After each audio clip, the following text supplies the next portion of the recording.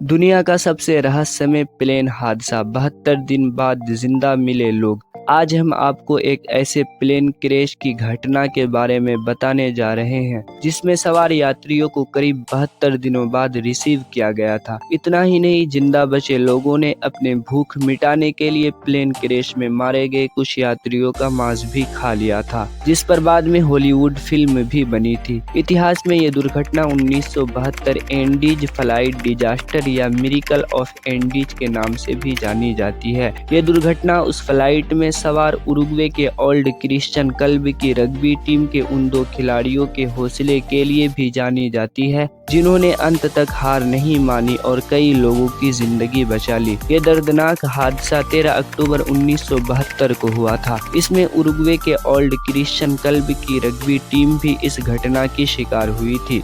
ये team chilli के Santiago में मैच खेलने जा रही थी। उरुग्वे एयरफोर्स का प्लेन टीम के प्लेयर्स और मैनेजर्स के साथ उनके परिवार और दोस्तों को लेकर एंडीज के ऊपर से गुजर रहा था। प्लेन में कुल 45 लोग सवार थे। उड़ान भरने के कुछ देर बाद ही मौसम खराब होने लगा था। एंडीज के सफेद बर्फीले पहाड़ों में पायलट को कुछ नजर नहीं आ रहा था। मौसम खराब था और पायलट को संभावित खतरा नजर आने लगा था। करीब 14,000 फीट की ऊंचाई पर न जाने क्या हुआ कि पायलट अपनी पोजीशन समझ नहीं पाया और एक झटके में प्लेन एंडीज पर्वत की एक चोटी से टकरा गया। तूफानी रफ्तार वाले प्लेन के एंडीज पर्वत से टकराते ही जोरदार धमाका हुआ। दूसरे ही पल धू धू कर जलता एंडीज पर्वत में गुम हो गया।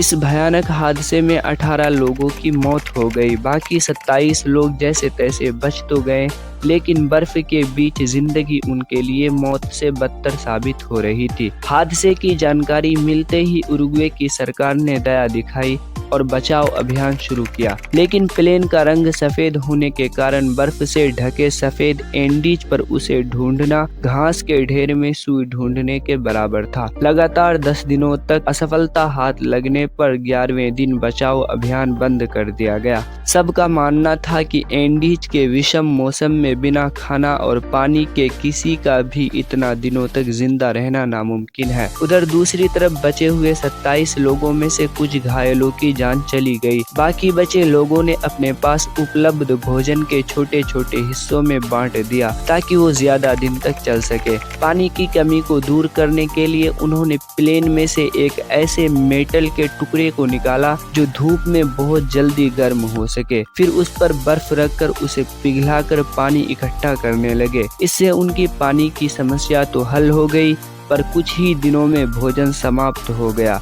भोजन खत्म होने के बाद बचे हुए लोग भूख से इस कदर परेशान हो चुके थे कि उन्होंने अपने साथियों की लाश को टुकड़े करके खाना शुरू कर दिया। एक झटके में आई मौत से बचे ये लोग अब असहनीय अंत के ओर बढ़ रहे थे। अब केवल 16 लोग ही जिंदा बचे थे और हादसे को 60 दिन बीत चुके थे।